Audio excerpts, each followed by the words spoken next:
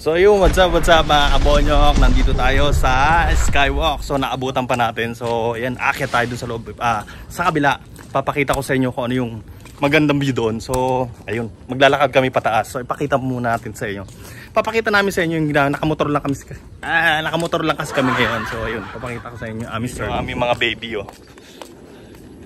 Si Puti, si DRG.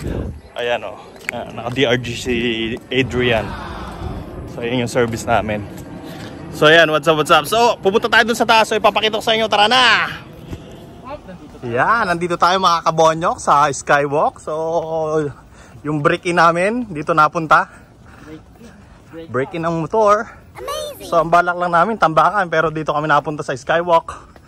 Skywalk Kangsan baby. So first time ko rin pupunta rito sa sa Skywalk. First time ko makapasok. Yun. So nakaabot pa kami. Alas 5 pa lang. Yun, hanggang alas 5 lang, pero may 3 minutes pa natitira yung pinayagan kami makapasok dito. So ayun, first time. So wow, tingnan natin mga kabonyok. Yun, first time Hindi pala salamin yung daanan. Hindi, doon pa, may salamin doon. Sabi nila may salamin dyan. Pero tingnan nyo naman magandang view mga kabonyo ko. Kukunin ko na lang yan. So sulitin natin yung magandang yung side naman na yon, yung reservoir, water reservoir dito sa sa Kangsan. Pero konti lang yung tubig. Sobrang init ang panahon. Ayun. Sobrang init ang panahon na yung konti na lang yung tubig ng reservoir. So ayan paligid niya. What's up? First time natin makapunta rito sa First time natin makapunta rito. Tingnan mo, hindi pa naka-ready Tanggal natin yung face mask natin. Kasi galing kami sa sa pag-break in ng motor, umikot-ikot lang kami, tapos dito kami napunta ngayon sa Skywalk dito sa Kangsan. So napakagandang view. So sulitin natin yung ang bayad dito guys mga kabonyok is 60 lang. Dati yung entrance dito nung pumunta kami pero hindi nakakyat dahil late na, wala nang time. So 50 NT dollar. So ngayon 60 na siya. So napakagandang lugar. So ayan yun, sulit. Ayun kami dalawa lang dito ni Adrian. Yun. Sulitin natin 'to yung magandang view. So papakita ko sa inyo, napakagandang view. So yung mga hindi pa nakakapunta rito, so pumunta lang kami rito nakamotor. So pwede rin kayo magpahatid kayo ng taxi simula sa train station sa Kangsan, Kangsan train yung pinaka last station dito sa Kangsan. Mag-taxi kayo papunta rito. Ayun. Sulit.